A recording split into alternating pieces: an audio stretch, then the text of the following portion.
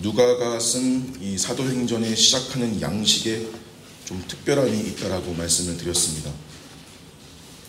헌정의 의미로 개인 수신자가 특정되어 있다라는 점, 그리고 특별히 앞에 이미 썼던 글의 내용을 요약을 하면서 글이 시작한 것인데, 그 의도가 지금 쓰고 있는 이 글이 앞에 쓴 글과 내용이 이어지는 내용이라는 걸 드러내면서 자연스럽게 지금 쓰고 있는 이 글, 사도행전의 주제 또한 암시하는 그런 의도였다라고 설명을 했습니다. 그렇죠? 그래서 앞에 쓴 글 누가복음의 요약이 무엇인가 하면, 예수님이 승천하시기 전까지 행하시고 가르치시기를 시작하신 일을 기록했다라고 이렇게 적어놨고요. 그래서 이어질 사도행전은 승천하신 주님이 하늘에서 지상의 제자들과 교회를 통해 계속해서 행하시고 가르치시는 일에 대한 기록이라는 것입니다. 그래서 결국 사도행전의 주인공도 역시 예수님이시고요. 그분이 지금도 하늘에서 그 일들을 수행하고 계신다라고 하는 것이 아주 중요한 주제이고, 이때 그 행하심과 가르치심의 핵심이 뭐라고 했냐면 하나님 나라에 관한 일이라고 했습니다. 여러분, 이런 설명들을 들으시면 머리로 충분히 따라오실 수 있습니다. 그런데 이 안에 깊이 담겨있는 더 깊은 무언가는 우리 힘으로 얻을 수 있는 것이 아닙니다. 이걸 잘 아셔야 됩니다. 더 깊을 게 뭐 있나? 그냥 따라가며 들으며 머리로 이해되는 거고 이해하면 되는 거지 뭐가 더 있냐? 근데 그 무언가가 우리의 머릿속에만 머무는 것이 아니라 여러분 속 사람의 감정과 의지를 일으키고 비로소 우리의 손과 발을 움직이게 하는 건데, 그건 여러분 설교자의 철저한 준비나 전달력으로 되는 것도 아니고 청중의 노력과 각오로 되는 일도 아닌 영역입니다. 이런 내용, 예수님이 지금 우리 눈에 안 보이시지만 여전히 교회를 통해서 일하고 계십니다. 눈에 보이지 않는 하나님 나라가 이미 왔고 완성을 향해 가고 있다. 이런 말에 담겨있는 의도와 내용의 깊이와 목표를 머리로 이해하는 거하고 그 너머 참으로 속에서 깨달아지고 열리는 건 다른 문제입니다.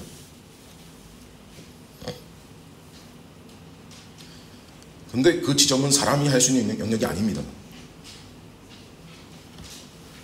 그럼 누구의 역할이 필수적인 거냐면 바로 성령 하나님의 영역입니다. 특별히 예수님 공생애 내내 하시고 가르치신 게 하나님 나라에 관한 일이라고 했는데, 부활하시고 제자들한테 40일 동안 나타나셔서 가르치신 내용도 이거였고요. 그래서 대위임령으로 주님께 이어받은 일도 결국 뭐인 거냐면 이 하나님 나라에 관한 일인 것입니다. 그런데 제자들이 이걸 제대로 이해하고 이 의도대로 일을 수행하려면 자기들 힘으로 되는 게 아니고 성령님의 권능과 도우심이 필요해서 뭐라고 하시는 거냐면, 너희가 예루살렘을 떠나지 말고 아버지가 약속하신 것을 기다리라고 하신 거예요.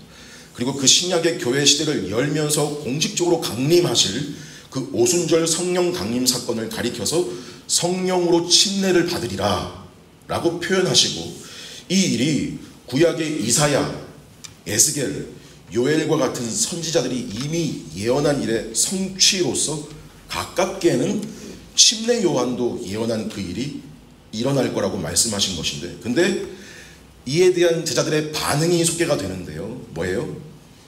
질문으로 소개가 되고 있어요. 이렇게 나와요.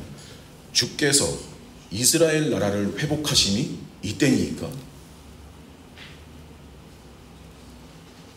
자, 이 물음이 6절인데 사실 좀 실망스러울 수 있는 까닭은 이 제자들이 아직도 주님과 소통이 안 되고 있다는 점입니다.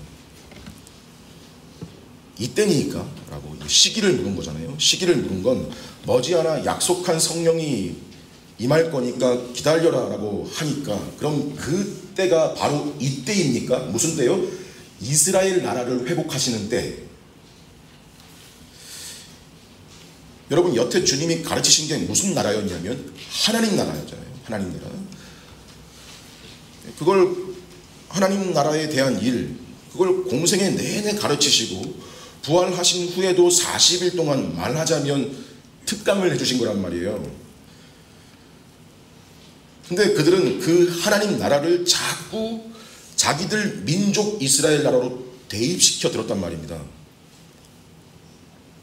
이미 임했고 장차 완성될 하나님 나라의 일을 그 이스라엘 자기 민족의 회복, 로마의 압제 아래 이스라엘의 정치적, 민족적, 경제적 해방에 대한 일로 대입을 시켜서 들은 거예요. 자, 이런 생각이 좀 이제 바뀔 만도 한데 오히려 보기에는 더 기대가 커졌던 거는 제자들이 여러분 주님 부활을 잘 믿지 못했거든요. 처음에. 더군다나 무기력하게 잡히시고 체포되시고 십자가에 처형되시니 뿔뿔이 흩어졌지 않습니까? 근데 실제로 이분이 부활하시고요 40일 동안 확실한 증거로 그들에게 보이시니 아 이제야말로 이스라엘 나라의 회복도 이루어지겠구나, 확신하겠구나 라고 간 거예요. 그러니까 이 제자들 입장에서는 참 이 하나님 나라에 대한 선입견은 쉽게 바뀌질 않고요 바른 정립이 어려웠던 주제였던 거예요. 특히나 뭐냐면 그만큼 원래 가지고 있던 사고방식, 선입견이라는 게 이리도 막강한 겁니다. 아브라함의 육적 자손이라는 선민사상, 다윗 시대의 그 영광으로의 회복, 이게 강한 거죠. 이스라엘 중심의 세계 통일, 이스라엘이 세계를 지배하는 그런 영광과 특권과 권력을 회복시킬 것이라는 식으로 지금도 유대인들의 사상 가운데 이게 있어요. 시오니즘이. 예수님은 하나님 나라를 가르치시는데 다 이 선입견 위에서 해석을 하는 거예요. 그래서 이렇게 물은 거예요. 이스라엘 나라를 회복하심이 이때인 겁니까? 존 칼빈 목사님은 이 제자들의 물음에 대해서 이렇게 간단하게 평가를 내립니다. 단어 하나하나 정말 제대로 된 말이 하나도 없다. 뭘 알 수 있는 거냐면 사람은 별 수 없이 자기가 아는 만큼 자기가 원하는 대로 듣는다는 거죠. 성경을 믿는다, 성경을 믿겠다고 하는데 정작 주님이 말하는 걸 들으려고 하지 않고 그렇게 들리질 않습니다. 전부 어떻게 들어요? 자기에게 이미 자리 잡고 있는 어떤 선입견, 편견, 사고방식에 따라 들리는 거죠. 아무리 선포되고 가르쳐줘도 자기가 생각하는 게 이미 자리 잡고 있으면 들리지가 않아요. 그 편견 가지고 그 들리는 걸 대로 해석하는 거죠. 걸리게 되고요. 그러니 이런 영역은요 사람의 힘으로 되는 영역이 아닌 겁니다. 사람의 설득이나 사람의 말재간이나 학식이나 배경이 권능이 될 수 없다는 말이에요. 그런 것들이 절대로 사람의 생각을 본질적으로 바꾸지를 못합니다. 그래서 우스갯소리로 하는 말이 뭐냐면 이거 예수님이 와서 가르쳐도 안 된다. 예수님이 와도 안 된다. 못 바꾼다. 라는 전설이 있는데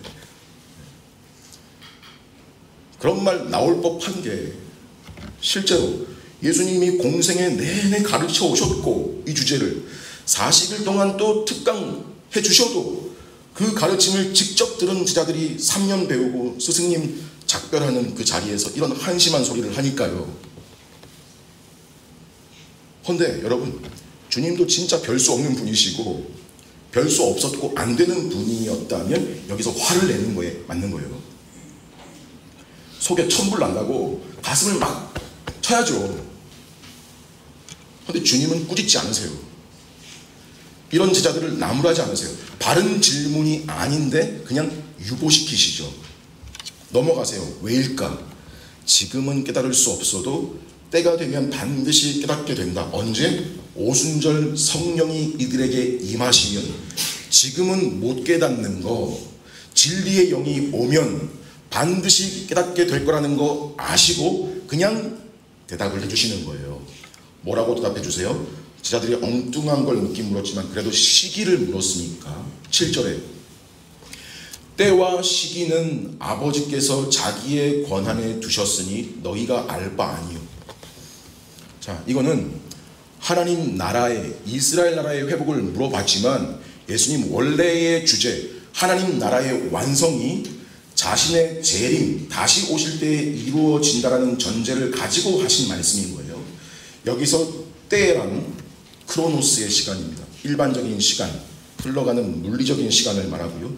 시기라는 말은 카이로스의 시간, 하나님이 정한 특별한 때를 말하는 것입니다. 즉 주님 재림하는 때가 몇 년도 몇 월 며칠 몇 시인지 그 시점에 대한 하나님의 계획과 뜻이 언제를 가리키고 있는 것인지 그건 사람의 영역이 아니다. 그러니 그 때와 시기는 아버지만 아시는 거니까 그게 너희의 관심사가 되어서는 안 된다 라고 하시는 겁니다. 우리 성경 볼 때에도 적정과 절도의 원리라는 거 설명 들었습니다. 성경이 말하는 데까지 가고 성경이 말하지 않는 데는 가지 않는다. 그걸 억지로 넘어가려고 하면 결국 헛된 사색으로 가고 무의미한 논쟁이나 잘못된 결과에 빠질 뿐 그게 아무런 유익이 안 되기 때문이거든요. 우리 신앙생활에. 신명기 29장 마지막 절에 모세를 통해 하신 말씀에 하나님의 뜻에는 우리에게 가리우신 뜻이 있고 감추신 뜻이 있고 우리에게 드러내신 뜻이 있다 라고 말씀합니다. 하나님이 감추신 뜻에 대해서는 우리가 하나님의 영역으로 겸손히 인정하고 하나님께 맡기는 게 옳고 대신에 우리에게 드러내신 뜻, 그거에 중점을 두고 순종하며 살아가는 게 하나님의 뜻이란 말입니다. 그러니까 사람이 이런 지식이 없고 왜곡된 생각에 빠지면 결국 어떤 일이 생겨요? 재산 다 처분하고 직장 관두고 학교 관두게 하고 주님 곧 오신다고 어디 시한부 종말론 같은 사이비 집단에 들어가는 겁니다. 주님이 자신의 재림 시기 문제에 대해서 어떻게까지 말씀하신 적이 있냐면 마태복음 24장에 그 날과 그 때는 아무도 모르니 하늘의 천사들도 아들도 모르고 오직 아버지만 아시느니라. 이 말은 주님도 진짜 모른다는 말이 아니고요. 주님 아세요. 근데 자신의 인간됨으로서 인성으로서는 모르는 일이라고 하실 만큼 그 권한이 성부 하나님께만 달린 일이라는 걸 강조하신 겁니다. 때문에 그 문제는 너희들이 알 바가 아니다. 너희들이 알 바가 아니고 대신에 너희들이 관심을 기울이고 해야 될 게 있다. 뭐 해라? 8절입니다. 오직 성령이 너희에게 임하시면 너희가 권능을 받고 예루살렘과 온 유대와 사마리아와 땅끝까지 이르러 내 증인이 되리라. 간단히 압축하면 그거 신경 쓰지 말고 증인 되라. 증인이 되라. 인데 우선 여기서 성령이 너희에게 임하시면이라는 말을 좀 생각을 해봐야 됩니다. 여러분, 이 성령이 너희에게 임하시면이 1차적으로는 좀 뒤에 이제 2장에서 오순절 성령 강림 사건을 가리키고 성취가 되는데요. 이 사건은 성경 전체에서 하나님의 구원 역사, 구속사로 볼 때 매우 중대한 사건입니다. 또 넓게는 그때부터 본격적으로 하나님 나라가 확장되어 간다는 면에서 이 성령 하나님께서 신자 개개인과 또 그들이 무리를 이루게 될 교회라는 공동체와 맺는 특별한 관계를 암시하는 말입니다. 어떤 의미에서 특별하냐? 이걸 생각해 보시면 됩니다. 여러분, 사실 성령님이 구약과 신약에서 좀 비중이 다르다는 걸 알 필요가 있습니다. 어떤 면에서 그러냐면 물론 성령님 자체는 변화가 없으세요. 동일한 분이시고요. 또 본질적으로 사람을 구원시키시고 구원을 적용시키시는 분으로서의 일하심은 같은데요. 그분의 사역이 점진적으로 신약에 와서 더 구체적이고 공식적으로 됐다는 면이 분명히 있습니다. 이건 사실 성령님뿐만이 아니라 우리 예수님도 마찬가지이신데요. 성자 하나님도 마찬가지시죠. 구약시대 사람들 구원받는 거 여러분 똑같이 예수님을 믿고 구원받을 수 있는 거, 구원받는 겁니다. 근데 아직 예수님이 이 땅에 성육신 하신 건 아니셨죠. 그렇지만 그때 사람들 제사제도와 여러 보여주신 사건들과 보내주신 선지자들을 통해서 그것들이 가리키는 예수님을 바라본 것이고요. 그 오실 예수님을 믿음으로 구원을 받은 것입니다. 아직 예수님의 대속과 구속 사역이 공식적으로 이루어진 것은 아니었지만요.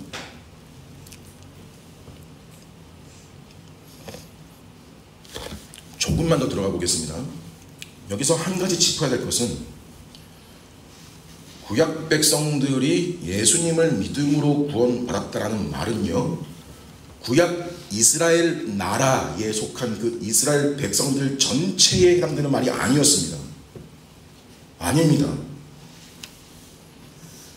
하나님께서 그 이스라엘 민족을 택하셔서 내 백성이라 칭해 주셨던 구약 이스라엘 민족 나라 할례 받고 들어온 그 사람들 안에는 실제로 구원받은 사람과 구원받지 못한 사람이 섞여 있는 나라였습니다. 그러니까 아직 공식적인 하나님 나라는 아니었던 거예요. 그림자 같은 거예요. 그래서 이렇게 말하는 게 더 정확합니다. 그 구약 이스라엘 나라 안에는 진정 구원받은 백성들이 포함되어 있었는데, 이거예요. 포함되어 있었는데 그들은 오실 그리스도를 믿음으로 구원받았다예요.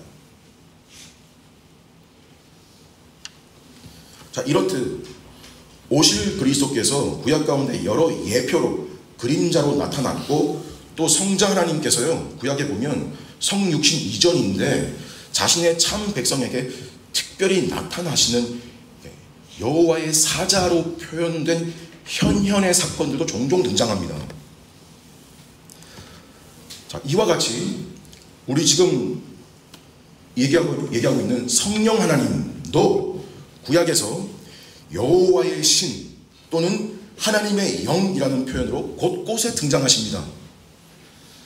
천지 창조의 순간에도 등장하시고요. 그리고 특별히 이스라엘 사사들이나 또 제사장, 선지자, 왕들, 직분에 있어서 특별한 경우 그들에게 임하시니라라는 그런 식의 표현이 나오고요.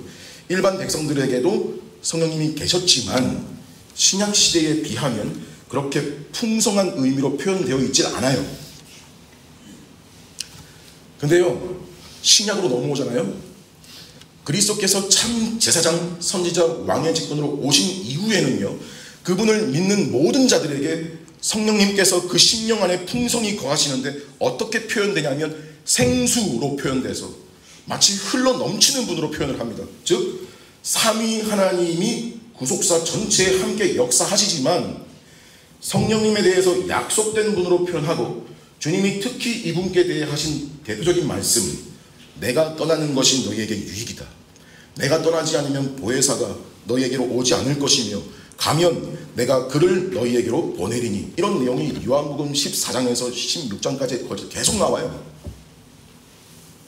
또 요한복음 그쪽 앞부분 7장에 보면 주님이 명절 끝날에 서서 뭐라고 외치셨다고 나오냐면, 누구든지 목마르거든 내게로 와서 마셔라. 나를 믿는 자는 성경의 이름과 같이 그 배에서 생수의 강이 흘러나오리라. 이게 무슨 말인가? 그 배에서 생수의 강이 흘러나온다? 요한이 그 다음에 설명하기를, 이는 그를 믿는 자들이 받을 성령을 가리켜 말씀하신 것이라. 예수께서 아직 영광을 받지 않으셨으므로 성령이 아직 그들에게 계시지 아니하시더라라고 이 내용을 직접적으로 말씀하고 있습니다. 즉 은혜의 본질은 같지만 성경은요, 신약과 구약 성도들이 누리는 은혜의 정도의 차이를 말하고 있습니다. 단적인 예로 여러분, 지금 우리는 구약 의식법으로 자유합니다. 거기서 자유해요. 더 이상 지킬 필요가 없어요. 구약 의식법은. 그리고 구약 성도들보다 더 큰 담력으로 하나님을 아버지라 부르며 나아갈 수 있게 되고요. 구약 백성들 중에 하나님을 아버지라 부르는 사람이 없어요.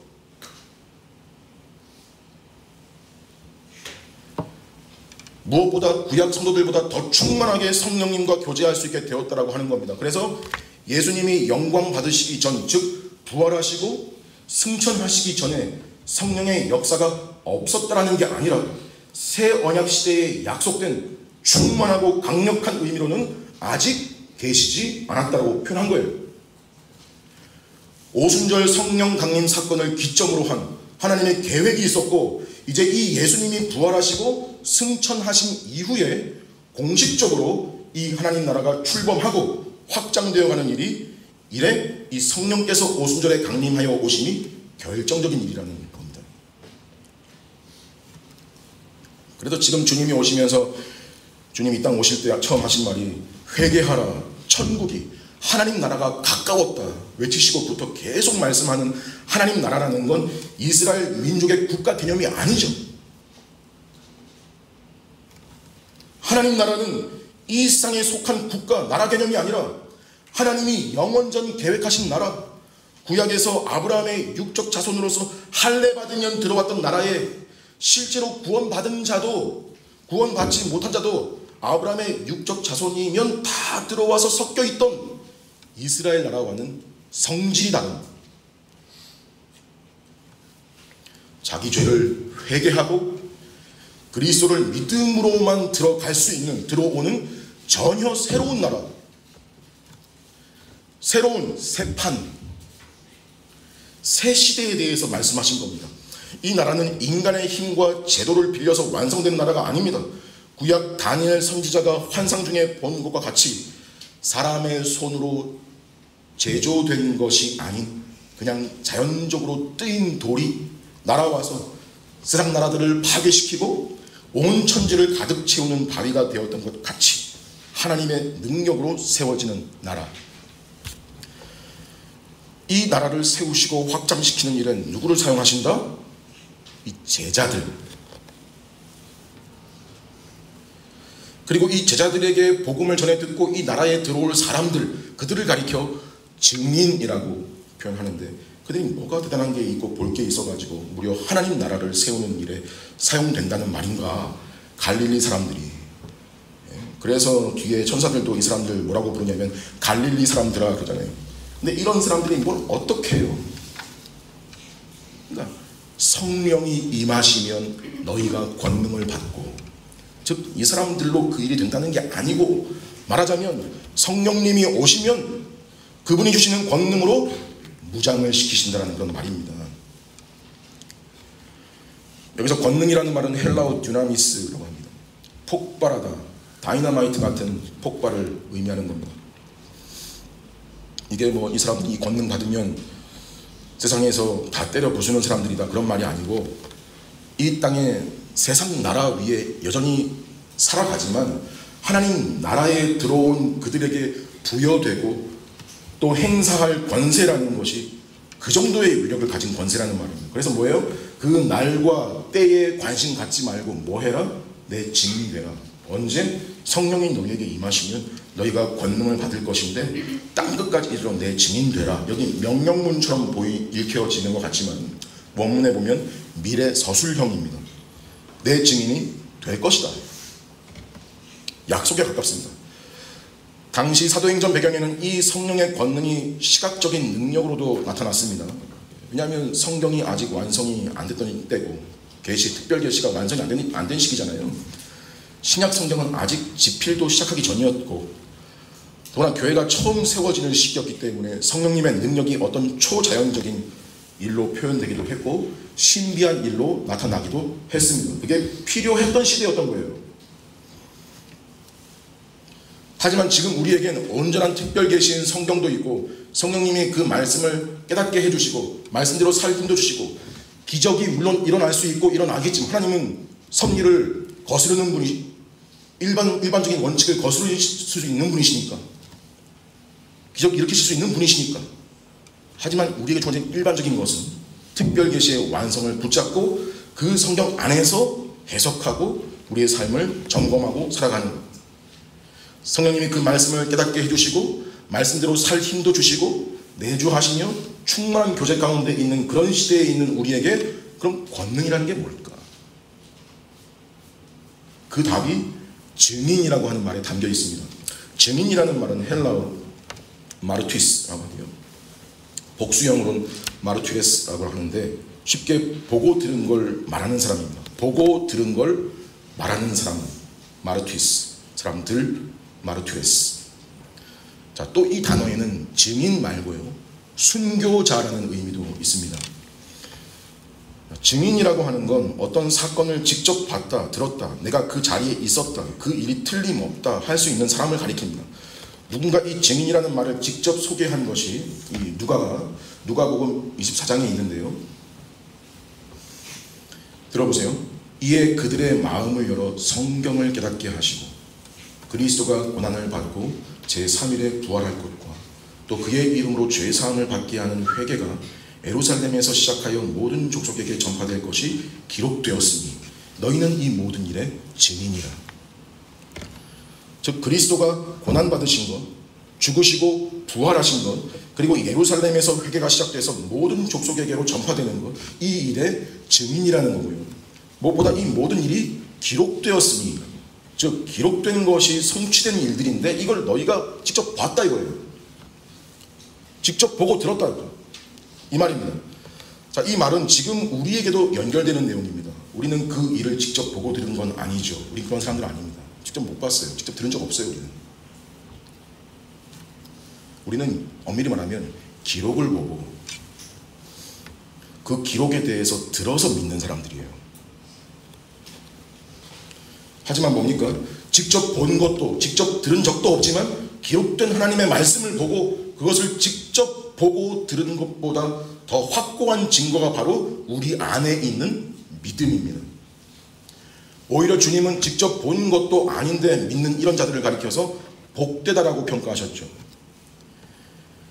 우리에게 성경을 깨닫게 하시고 그리스도의 고난과 죽음과 부활과 회개와 그 열매들을 지금 우리가 성경을 통해서 더 선명하게 보고 더 분명하게 듣고 있다고 믿는 믿음이 우리 속에 있습니다. 고로 우리는 눈으로 직접 본 것은 아니지만 주님 보시기엔 우리도 증인입니다. 보고 들은 거 전하는 겁니다. 성경에 기록된 대로 전하고 듣고 성경이 가르치는 대로 사는 것, 그리고 그 삶의 열매들, 그 결과를 교회에서 보고 내 삶에서 보며 나부터 몸소 겪는 것, 이런 증인이 곧 순교자라고 하는 거예요. 우리 보고 다 순교자고 다 순교라는 말이 아니고 이렇게 성경에 기록된 대로 전하고 배우고 그렇게 사는 일이 목숨을 걸 만한 가치가 있다는 걸 강조하는 거겠죠.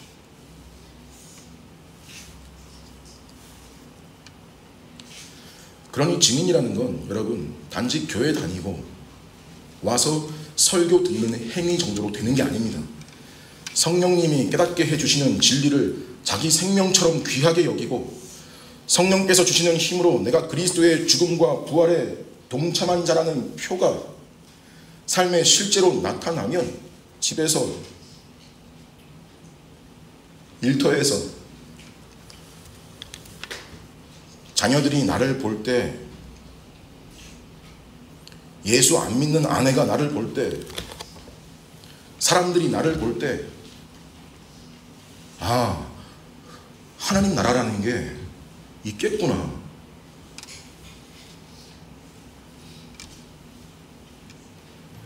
저 사람은 나하고 같이 이 땅 발 딛고 사는데 뭐 딴 나라 사람 같구나.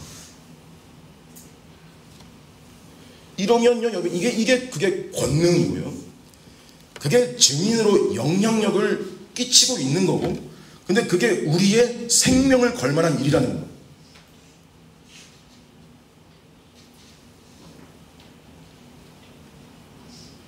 여러분, 지금 이 설명이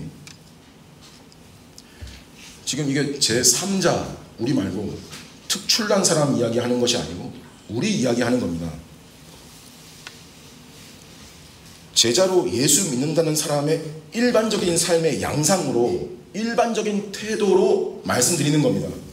이렇게 말씀이 나를 찌를 때 기준이 높다라고 여기면 안 되고 내가 얼마나 그 기준에서 멀리 떨어져 있는가를 생각을 해야 됩니다. 그럼 묵상을 해야 됩니다. 그럼 결론은 하나예요. 내가 할 수 있는 일이 아니라는 겁니다. 이거 되게 하려고 보내주신 분이 성령님이시라는 겁니다. 성령님을 실제로 보내주셨습니다. 성령님이 실제로 내 안에 존재하십니다.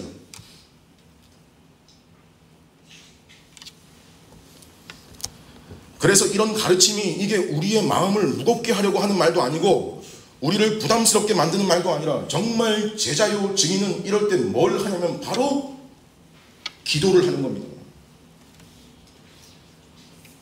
그게 기도입니다. 이럴 때 하라고 주님이 직접 입에 넣어주시면서 가르쳐주신 기도가 뭐예요? 바로 나라가 임하시오며 뜻이 하늘에서 이루어진 것과 같이 땅에서도 저를 통해 이루어지길 원합니다. 입니다.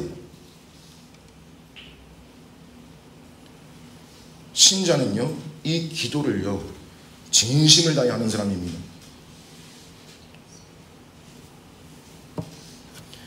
증인으로서, 우리 중에 증인으로서 제대로 사냐 못 사냐는 사람마다 다르고요, 수준 차이가 있을 수밖에 없고요. 근데 그래도 공통점은 이거예요. 이 기도를 하냐 안 하냐, 속에 이 기도가 있냐 없냐. 신자에게 이거 되게 하려고 이 일 감당하는 일을 가능케 하시려고 성령님이 필요한 것이고 오셔야 되는 것입니다. 이 말씀 마치시고 그들이 보는데 예수님이 공중으로 올려지십니다. 여기 하늘이라는 말은요, 우리 눈에 보이는 물리적인 창공이나 우주 공간을 말하는 게 아니고 그건 다 피조물들이잖아요. 영원하지 않았던 거예요. 주님이 되돌아가신 곳은 그런 하늘, 그런 우주 공간이 아니고 그 너머 영원의 상태, 그분이 영광 중 원래 계시던 곳을 말합니다. 여기 보는 데라는 말은 그 이동하는 움직임을 따라 그 제자들의 눈길이, 시선이 쭉 따라갔다는 거예요. 이렇게 언제까지? 구름이 주님을 가리워 보이지 않을 때까지. 그리고 10절은 뭐냐면 예수님이 이제 더 이상 보이지 않는데도 제자들은 계속 자세히 하늘을 쳐다보고 있었다. 이 말은 멍하니 이렇게 보다가 멍을 때리듯이 봤다는 겁니다. 계속. 11절에 흰 옷 입은 두 사람이, 누가복음 24장에 이 두 사람이 똑같이 등장합니다. 사람이 아니라 주님의 부활 소식을 전했던 천사들이었죠. 뭐라 그래요? 어찌하여 쳐다보느냐. 이게 질문이 아니라 하늘 그만 보라는 책망입니다. 멍하니 쳐다본 거예요. 왜냐하면 일단 이 자체가 충격적인 현상이고 중력을 거스르고 있으니까. 또 한편으로는 떠나실 거라는 거 알고 있었고 가시면 또 다른 보혜사가 온다라는 정보가 있었을지 몰라도 실제 떠나시니 마음은 섭하고 미련이 남는, 심지어 또는 그 마음속에 이렇게 우리를 두고 가시면 우리 보고는 앞으로 어쩌라고 저렇게 가버리시냐, 이런 생각도 있었겠죠. 천사들의 책망은 뭐예요? 하늘 그만 쳐다봐라. 너희들 본 대로 다시 오신다. 재림하신다. 그럼 그때까지 뭐 하셔 그분은? 그러니까 그 기간 동안에 너희들이 해야 할 일에 집중해라. 가장 먼저 집중해야 될 일은 뭐냐? 말씀하신 대로 예루살렘에 머물며 하나님이 약속하신 성령이 임하실 때를 기다려라. 하늘만 보지 마라. 그분께서 이 땅에서 여전히 너희를 통해 하시는 일을 보게 될 것이다.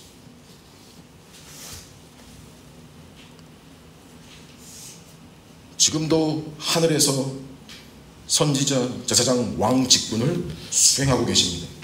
종합해보면 예수님께서 시작하신 일, 그 일을 승천하시고도 계속해 나가시는데 그게 하나님 나라의 완성을 위한 일이다. 이 일을 어떻게 하시냐? 성령의 능력으로 증인들을 통해서 완성해 나가신다. 완성되는 때는 언제냐? 재림하실 때이다. 즉 하나님 나라, 성령님, 증인, 재림, 이런 중대한 개념들이 이 사도행전 이 앞부분 서론에 다 들어가 있는 겁니다. 보통 본문이 아니죠. 사실 이런 본문도 성령께서 이 내용을 여러분 영혼에 적용시켜주는 일이 없으면 아무 일도 일어나지 않습니다. 우리 삶에. 보통 하는 말로 오늘 말씀 좋았다, 유익했다, 은혜 받았다, 소위 이런 느낌 가지고 예배실 밖으로 나갈 수는 있어도 성령께서 그 말씀을 여러분 영혼에 적용시켜 주지 않으시면 정말 우리에게 필요한 변화는 일어나지 않는 겁니다. 말씀을 들어도 피상적으로 듣고 습관적으로 듣고 무슨 강의 듣듯이 지식적으로만 듣고, 가령 오늘 설교에서 성령님의 구약과 신약의 비중이 달랐다, 신약 성도들에게 훨씬 더 성령님으로부터 주어지는 은혜가 풍성하다더라, 이거에서 끝날 게 아니고 그걸 누려야죠. 근데 거기까지는 못 가죠. 그러니 삶의 변화나 능력이 없을 수밖에요. 연결이 안 되는 겁니다. 이런 상태가 반복되거나 지속되다 보면 신앙생활이 타성해졌고, 우리 현실은 어디까지 내려가기 쉽냐면, 하나는 성령님이 내 속에 있나 없나도 모르고 사는 무관심이다. 아니면 더 밑바닥은 내 속에 성령님이 계시기나 한 건가, 내 안에 성령님이 없다 할 정도의 신앙의 실패와 좌절의 순간이 있는 게 우리가 종종 또는 자주 겪는 현실인 거예요. 그렇잖아요.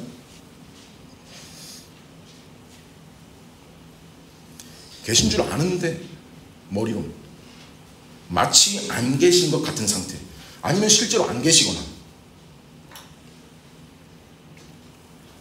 성령님이 내 속에 실제로 안 계시다는 없다는 것은 내가 아직 구원을 받지 못했다는 거거든요. 근데 구원을 받았다는 어떤 구원의 확신도 있고 예수를 구주로 믿는 믿음도 확인이 되는데, 성령의 권능이라는 것이 내 삶에 나타나질 않는다.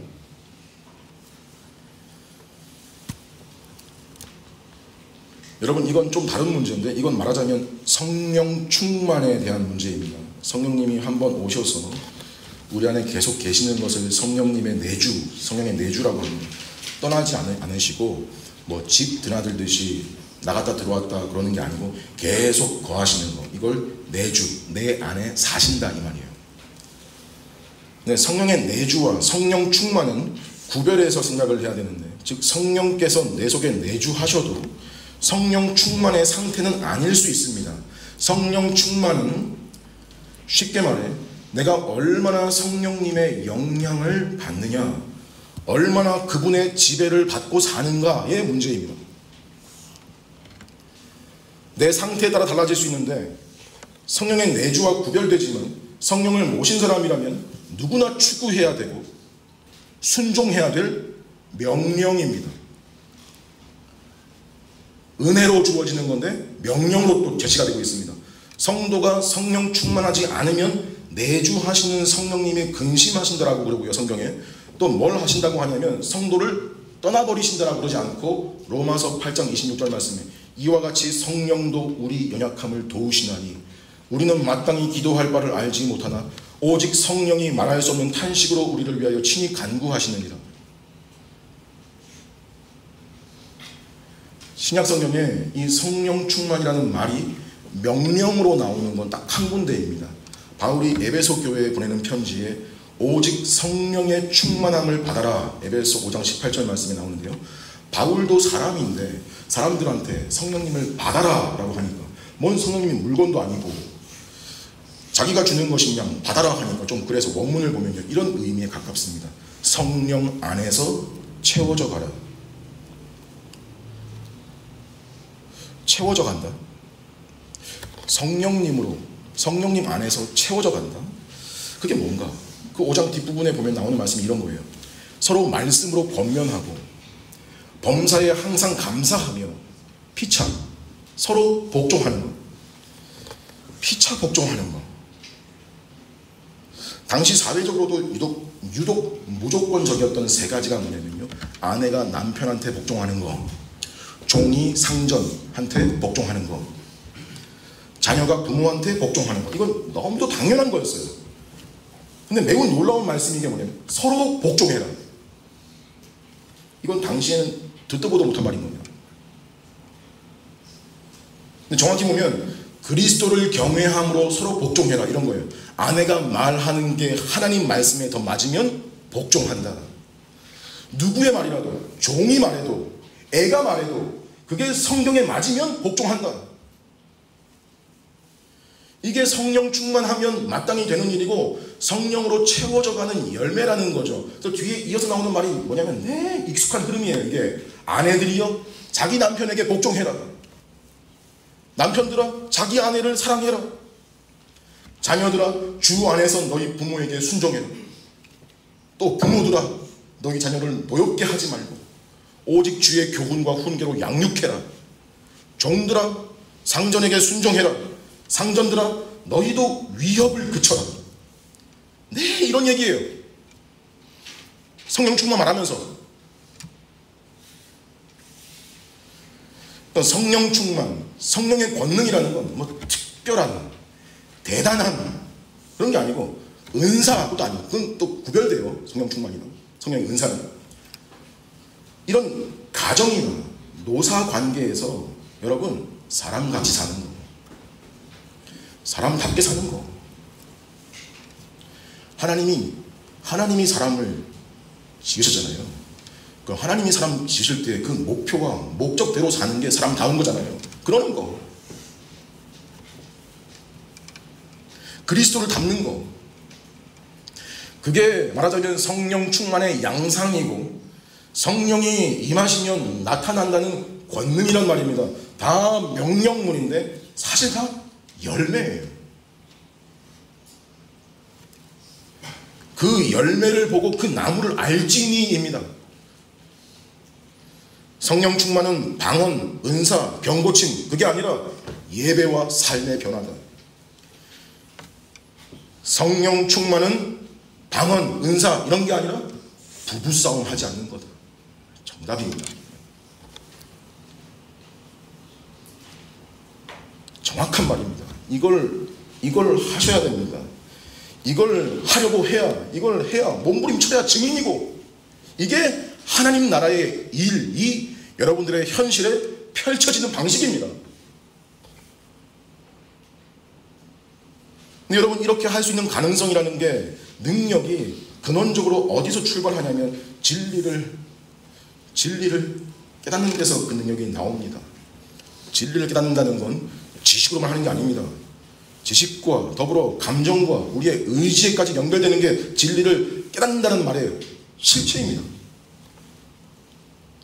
성령님이 임하셔서 하신 주된 일이 그거였습니다. 내가 보내는 그가 오시면 내가 한 말을 다 생각나게 하시고, 그래서 이스라엘 나라가 회복되는 때가 이때니까 아직도 이거 물었던 그룹 속에 있던 베드로가 열흘 뒤 오순절 성령 임하시자 일어나서 하나님 나라의 복음을 설교하는 일이 일어났죠.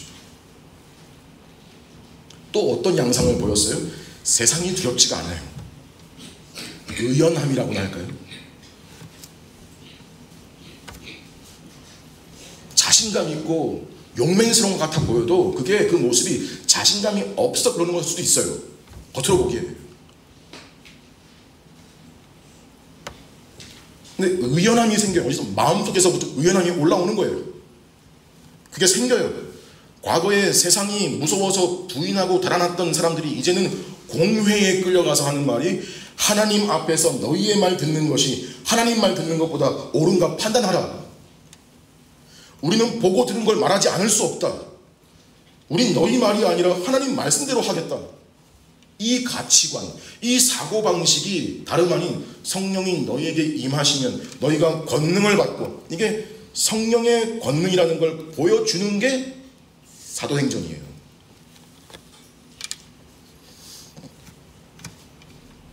이것도 뭐 우리가 우리 삶에 대입시켜 볼 때, 우리가 뭐 공회에 정도는 끌려가 줘야 하는 일로 적용시킬 게 아니고, 대단한 걸로 생각하는 게 아니고, 그냥 일상에서요.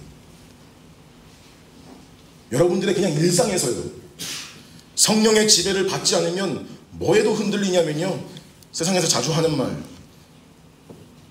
너 그러고 살면 큰일 나.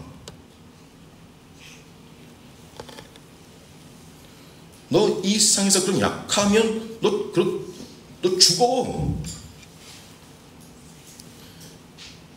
네 애 공부 그렇게 시켜서는 나중에 대학도 변변치 못하고 그러면 애 큰일 나. 인생이 망해.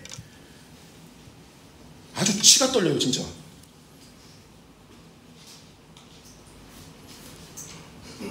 이런 대사는요, 이런 대본 대사는 우리 교회도 계신데 학원 원장님이면 할 수 있어요. 학원 원장님, 학원 선생님이면 하세요. 근데 예수 믿는 신자 부모가 이러면 슬픈 거예요. 오후 시간 카페에 가보세요. 거의 다 이 이야기예요. 정말 그래요. 이스라엘 나라의 회복에 대한 것들이죠. 의식주, 권력, 명예, 성공 이런 거에서 남보다 위에 위치하는 거예요. 그래서 나 얕잡아 보고 나 깔봤던 모든 인간들의 코를 납작하게 해주리라.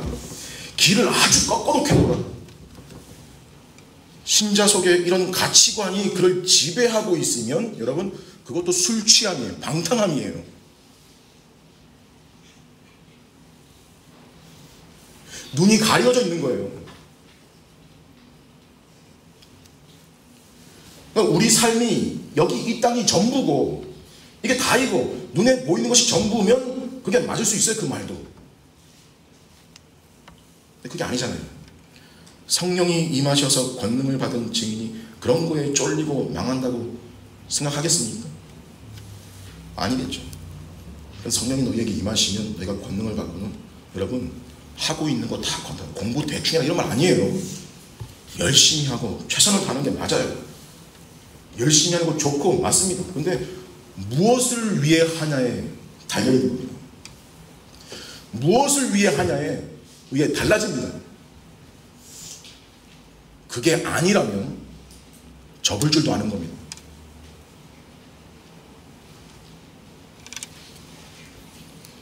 또 성령이 우리에게 임하심이라는 이 말이 우리 인생이 쉬워진다는 말도 아닙니다.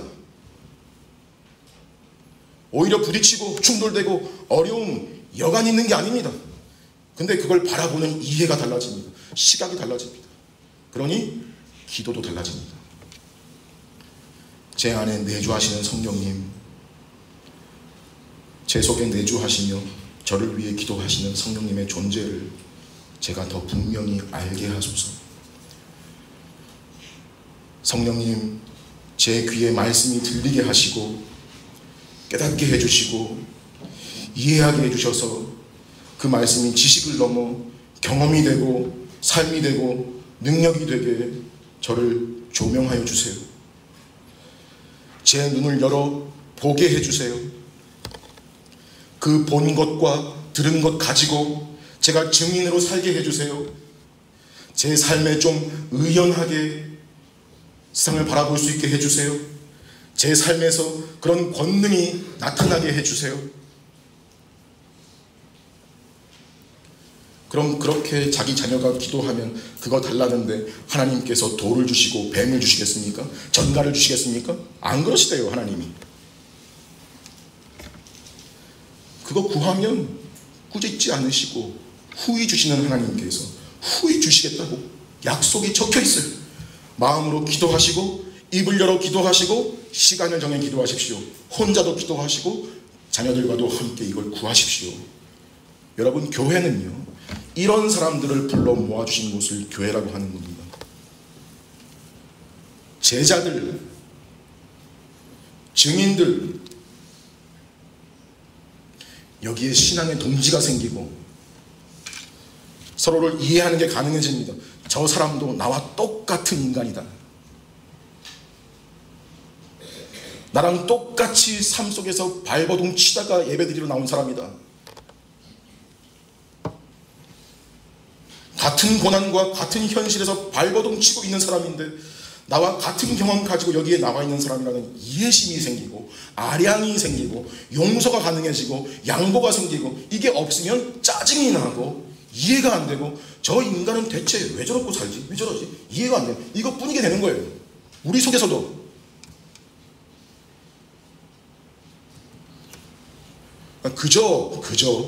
그저 여러분 자신을 점검하십시오. 그러면 됩니다.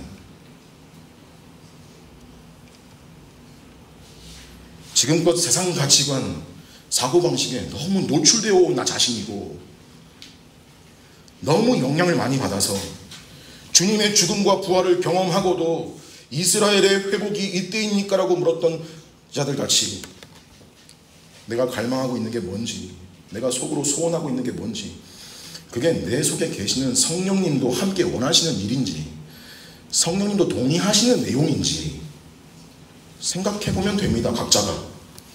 그러면 그게 여러분 성령님의 지배를 받는 거예요. 남이 알아주지 않는 삶을 산다고 그게 보잘것없고 별 볼 일 없는 인생이 아니고요. 오히려 남들이 다 알아주고 인정해줘도 하나님이 알아주지 않으면 그냥 무익한 인생이라는 거예요. 그렇죠? 근데 여러분 이것 깨달으면 삶에 감사가 생깁니다. 내 기분에 맞거나 좋을 때만, 그러고 싶을 때만 감사한 게 아니고 어려움 와도 힘들 때도 때론 내가 원치 않는 상황 닥쳐도 이 모든 상황 하나하나 살피시고 돌아보시고 선하게 인도하신다는 사실을 알기에 감사할 수 있습니다. 이게 성령님이 우리에게 임하시면 주어지는 권능들입니다. 이 능력을 힘입어서 세상 끝날까지 내 생명 다하는 날까지 이 땅에서 교회를 이루고 주님의 증인으로 하나님 나라 드러내며 살아가는 것, 이런 그들을 통해서 지금도 일하신다는 것, 이게 사실 사도행전이 우리에게 보여주고 제시하고 있는 길입니다. 이렇듯 우리 교회가 전체가 성령님의 지배를 받고 성경에 기록된 대로 깨닫고 살아가는 증인의 삶을 다 살아가시기를 간절히 소망합니다. 함께 기도하겠습니다.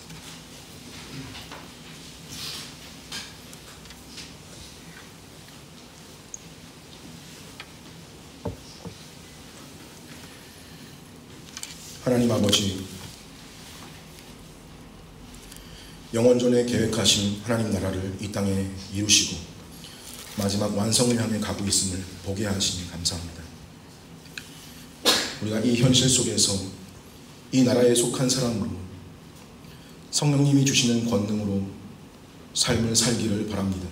힘으로도 아니고 능으로도 아니고 하나님의 영으로만 되는 나라임을 알고 성령님 의지하여 성령님의 지배를 받는 성령으로 충만한 삶을 살게 하옵소서. 삶에서 은혜가 없다고 좌절하고 낙심하지만 말고 우리가 진리를 대할 때 그 말씀의 깊은 비밀을 깨달아 보게 하시고 거기서 나오는 힘을 가지고 사는 것이 우리의 삶의 방식이 되기를 바랍니다. 그리하여 우리 자신도 이 땅에서 하나님을 더 잘 섬기며 우리의 삶을 바라보는 사람들도 하나님 나라를 보게 되는 일이 일어나는 그런 증인의 삶을 다 살게 하옵소서. 예수님의 이름으로 기도합니다. 아멘.